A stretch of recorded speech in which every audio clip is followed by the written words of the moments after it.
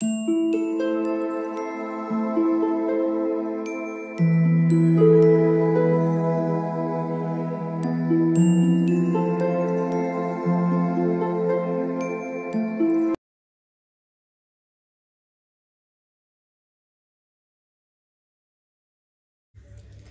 All of you, welcome back to my channel. मैं आज आप लोगों के लिए लेकर आ चुकी हूँ एक कलेक्टिव रीडिंग जिसका टॉपिक रहने वाला है current feelings of your crush.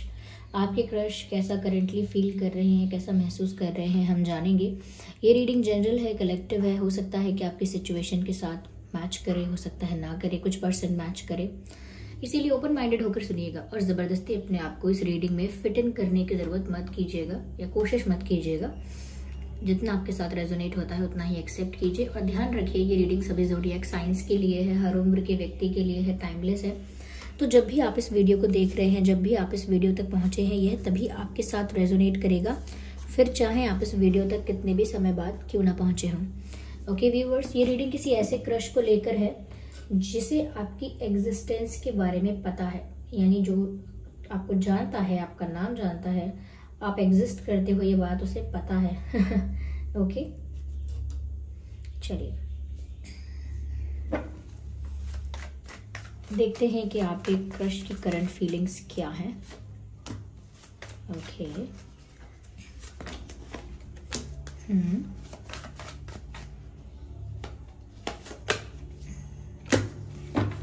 Right.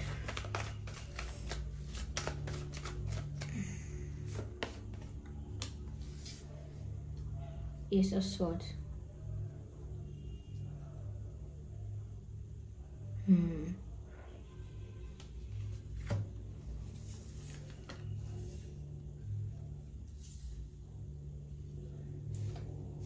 यहाँ पर मुझे ऐसा लगता है व्यूअर्स कि आपके जो क्रश हैं वो अपनी लाइफ में अभी किसी चीज़ से उभर नहीं पाए हैं। एक चीज़ उनकी लाइफ में ऐसी चल रही है काफ़ी दिनों से। वो लीगल कोई इशू हो सकता है, कोई लीगल मैटर हो सकता है, या कोई फाइनेंशियल इशू हो सकता है, या उनको किसी ने चीट किया, धोखा दिया रिश्तेदारी में, दोस्तों ने या फिर कलीग्स ने, किसी ने कुछ ऐसा उनके साथ गलत किया जो कि अनफेयर था, इनजस्टिस था। तो मुझे लगता है कि करंटली अपनी लाइफ में ये इंसान अभी जस्टिस का इंतज़ार कर रहा है। इन्हें पूरा विश्वास है कि जीत इनकी होगी। अब चाहे वो इशू किसी के भी साथ हो, रिलेटिव्स के साथ है, फ्रेंड्स के साथ है, कलीग्स के साथ है, या कोई और लीगल मैटर है, फाइनेंशियल कोई इशू है, या कहीं ना कहीं किसी ने तो इनके साथ कुछ अनफेयर या इनजस्टिस किया था, जिस वजह से ये उस उम्मीद में, उस इंतज़ार में या उस फेथ और होप में है कि इनको एक ना एक दिन बहुत जल्दी जस्टिस मिलेगा। तो ये जस्टिस के बारे में सोचते रहते हैं कि इनके साथ जो गलत हुआ था उसका कर्मा कब सर्व होगा, जो इनके साथ गलत हुआ था तो अब वो ठीक कब होगा, यानी कि वो जो डिजर्व करते हैं वो उन्हें कब मिलेगा। जिन्होंने गलती की है उन्हें अपनी गलती का परिणाम मिलना चाहिए। तो मुझे लगता है कहीं ना कहीं ये इंसान अपनी सिचुएशन में जस्टिस चाहता है। ये जो भी हैं आपके क्रश, इनकी लाइफ में कोई तो समस्या, कोई तो बात ऐसी चल रही थी बहुत दिनों से और अभी तक चल रही है, जिससे ये उभर नहीं पाए हैं, जिससे ओवरकम नहीं कर पाए हैं ये। क्योंकि वो चीज़ इनके साथ हुई ऐसी है कि उस चीज़ के लिए उनको जस्टिस का इंतज़ार है। सिचुएशन उनके लिए बहुत अनफेयर रही है, उनके फेवर में कुछ नहीं रहा। तो अब वो इंतज़ार करते हैं कि चीज़ें जल्द से जल्द समय आने पर जब उनके फेवर में होंगी, सिचुएशन डेस्टिनी जब उनके फेवर में होगी, तो ज़रूर उनको जस्टिस भी मिलेगा और साथ ही साथ यहाँ पर जीत भी उन्हीं की होगी। जस्टिस भी उन्हीं को मिलेगा और जीत भी उनकी होगी। विक्ट्री का कार्ड है यहाँ पर, वो जीत चाहते हैं। They want to win in this situation, whatever the situation they are in. जिस भी परिस्थिति में ये व्यक्ति है, ये अपनी जीत चाहते हैं। यस, तो मुझे लगता है कि ये इंसान किसी चीज़ में जीतना चाहते हैं, किसी चीज़ में आगे निकलना चाहते हैं, कुछ प्रूव करना चाहते हैं किसी को, आगे बढ़कर सक्सेसफुल होकर कुछ प्राप्त करके, कोई चीज़ अचीव करके, कोई गोल पूरा करके, कहीं ना कहीं एक सिचुएशन को विनर की तरह जीतना चाहते हैं, एक विनर की तरह उभर कर आना चाहते हैं। तो मुझे ऐसा लगता है कि कहीं ना कहीं हार जीत की बात है, कंपटीशन की बात है, इनजस्टिस जस्टिस की बात है। तो इन चीज़ों में इनका दिमाग और इनका समय अभी लगा हुआ है। कि इनको जीतना है, जीत के दिखाना है, चाहे कुछ भी हो जाए प्रूव करके दिखाना है। एक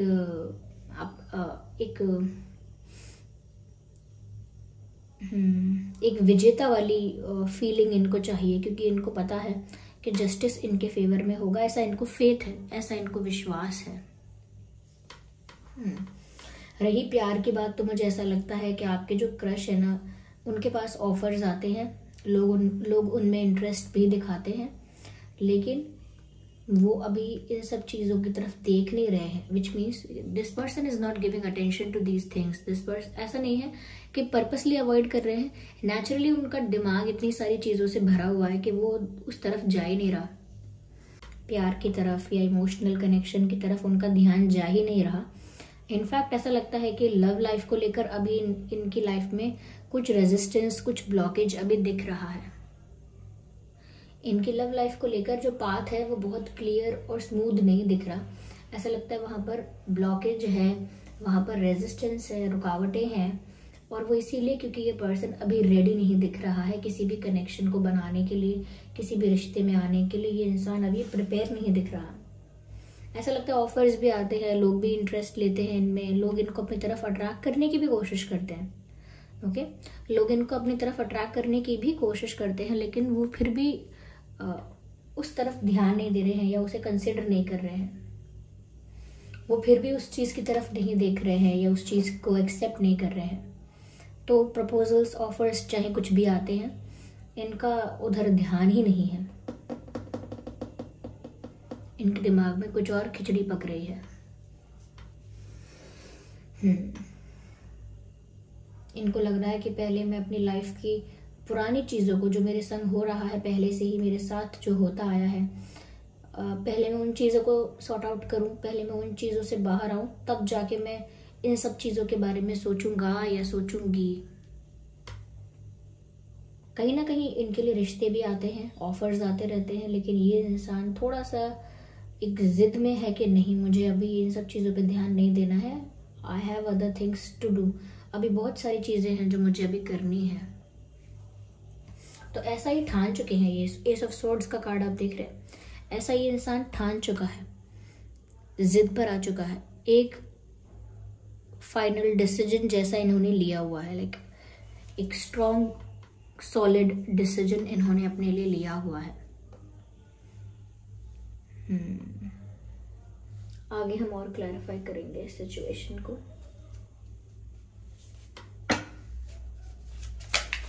यहाँ पर देखिए ना, water sign, air sign, fire sign है, तो ऑलमोस्ट सभी साइंस के लिए रीडिंग अप्लाई होती ही है। न्यू विजन, मुझे लगता है व्यूअर्स की जीतने पर इस इंसान की एक न्यू बिगिनिंग होगी। ये जिस भी सिचुएशन को कम करके एक विनर की तरह एक पोजीशन पर आना चाहते हैं, एक विनर की तरह बनना चाहते हैं, उसके बाद मुझे लगता है कि अपनी लाइफ में एक नई दिशा की तरफ बढ़ेंगे। तो कुछ चांसेस हैं, एक न्यू डायरेक्शन को चूज करेंगे, न्यू विजन क्रिएट करेंगे, क्योंकि पुराना जो था वो सब कुछ सेटल हो जाएगा। उसके बाद ये इंसान एक न्यू विजन क्रिएट करेगा, लेकिन आफ्टर विक्ट्री, जीत के बाद ही। यस, तब तक के लिए इनका फोकस प्यार पे कम है। मुझे लगता है अपनी लाइफ में ना ये इंसान शांत भी बहुत है। ये आपसे भी हो सकता है कभी इंटरेक्शन हुआ हो तो ज़्यादा बात नहीं करते हैं। ये बहुत सारी चीज़ों को मन में रखने वाले इंसान है, लेस एक्सप्रेसिव है, हो सकता है इंट्रोवर्ट है, हो सकता है शाय है, हो सकता है हेजिटेशन है, चुप रहना ही पसंद है, ज़्यादा बोलना पसंद नहीं है, बहुत ज़्यादा एक्सप्रेस नहीं करते हैं। तो मुझे लग रहा है कि फ़िलहाल भी ऐसा हो सकता है कि वो अपनी ही जोन में, अपनी ही दुनिया में मग्न है और चुप चुप है, गुमसुम, चुप चुप, ज़्यादा बोलते नहीं हैं। आप बहुत बड़ा जवाब इनसे एक्सपेक्ट करोगे, ये वन वर्ड आंसर करेंगे। तो इस तरह का इनका बात करने का तरीका है, बात कम करते हैं।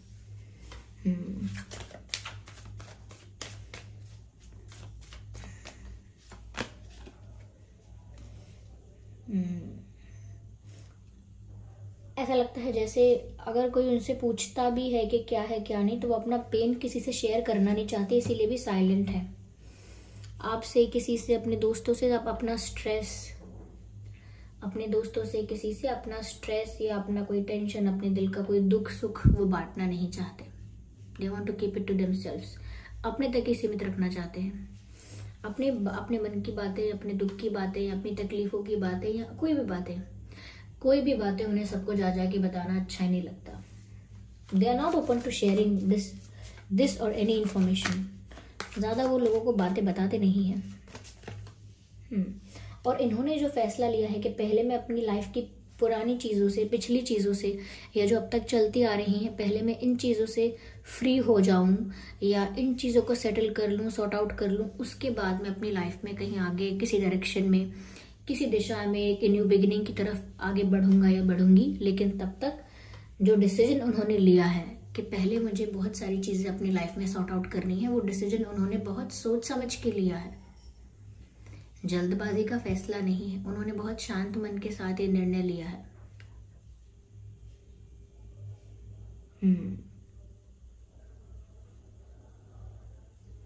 बहुत कैलकुलेटिव और सेंसिबल थिंकिंग से उन्होंने ये डिसाइड किया है कि पहले उन्हें अपने पुराने इश्यूज को सॉर्ट आउट करना है जो कि नहीं हुए हैं।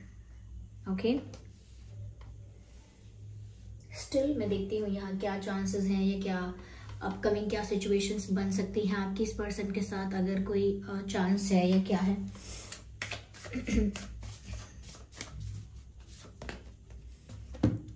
व्यूअर्स, आप जितने ओरिजिनल रहोगे ना, उतना आप इस पर्सन का अटेंशन प्राप्त कर पाओगे।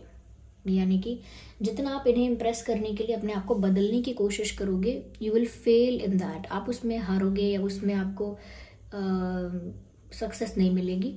लेकिन यहाँ ऐसा लगता है जितने आप रियल रहोगे, ओरिजिनल रहोगे, जो आपकी रियलिटी है, ओरिजिनलिटी है, उसको बना के रखोगे, मेंटेन करके रखोगे, तो इस इंसान का अटेंशन आपको मिल सकता है। क्योंकि ये उस जेन्युइन बिहेवियर को या उस ट्रुथ को, उस ट्रू सेल्फ को, रियलिटी को वो अप्रिशिएट करते हैं, ओरिजिनलिटी को वो अप्रिशिएट करते हैं। जो असली में जैसा है वैसा रहता है, उसकी ओरिजिनलिटी, उसकी रियलिटी को वो अप्रिशिएट करते हैं, बन के ना दिखाए। तो कहीं ना कहीं जितना आप रियल रहोगे उतना आपके लिए अच्छा है। उनको इम्प्रेस, चाहे उन्हीं को इम्प्रेस करने के लिए आपको ऐसा लगे कि आपको कुछ करके दिखाना है, बन के दिखाना है, कुछ चेंज करना है, तो भी मत कीजिएगा।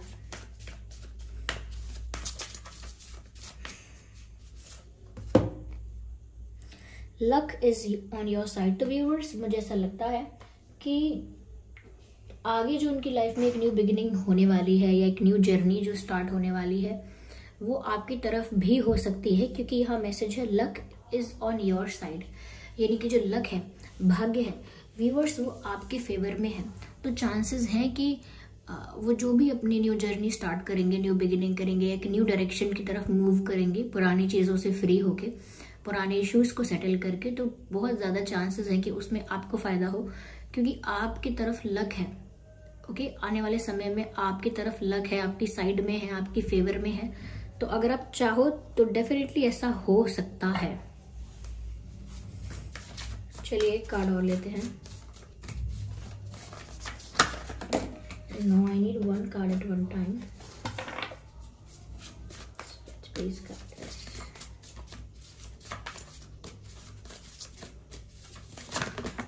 Okay, be bold and make the first move. तो व्यूअर्स, यहाँ पर मुझे ऐसा लगता है कि कहीं ना कहीं ये इंसान हो सकता है कि आगे जाके भी हमेशा फर्स्ट मूव ना ले। हो सकता है आपको पहला कदम उठाना पड़े, ये पॉसिबल हो सकता है व्यूअर्स के आगे जाकर भी कहीं ना कहीं, क्योंकि ये आपके क्रश है, तो आपको कहीं ना कहीं आगे बढ़ के बोल्ड होकर, कॉन्फिडेंट होकर आपको फर्स्ट स्टेप लेना हो सकता है, ये पहले अप्रोच करना हो सकता है, फर्स्ट मूव जो है वो आपको लेना हो सकता है।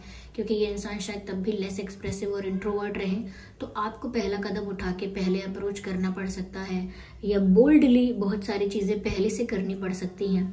तो उस चीज़ में हिचकिचाइएगा मत। अगर आप इन्हें पसंद करते हैं इतना कि इनके साथ एक कनेक्शन बनाना चाहते हैं, तो अगर आगे चांस आपको मिलता है तो इस चीज़ का इंतज़ार करते मत रह जाइएगा कि ये आकर मुझे हाय हेलो बोलेंगे, मुझसे बात करेंगे। नहीं, आप ही पहला स्टेप ले लीजिएगा और आप ही इनिशिएटिव लेकर शुरू कर दीजिएगा। क्योंकि अगर आपको इंटरेस्ट है तो आप पहला कदम उठा सकते हैं, उसमें कोई दिक्कत नहीं है। तो ये है रीडिंग। आई होप ये रीडिंग आपके लिए हेल्पफुल और रिलेटेबल रही है। अगर इस रीडिंग ने आपको थोड़ा भी गाइड किया है तो वीडियो को लाइक करें, कमेंट करके बताएं कितने % आपकी सिचुएशन से रेजोनेट करती है। सब्सक्राइब जरूर करें अगर आप नए हैं, बेल आइकन को प्रेस करना ना भूलें। चलिए फिर मिलते हैं अगली रीडिंग में, तब तक के लिए bye bye family, bye bye angels, love you all. Bye bye, take care.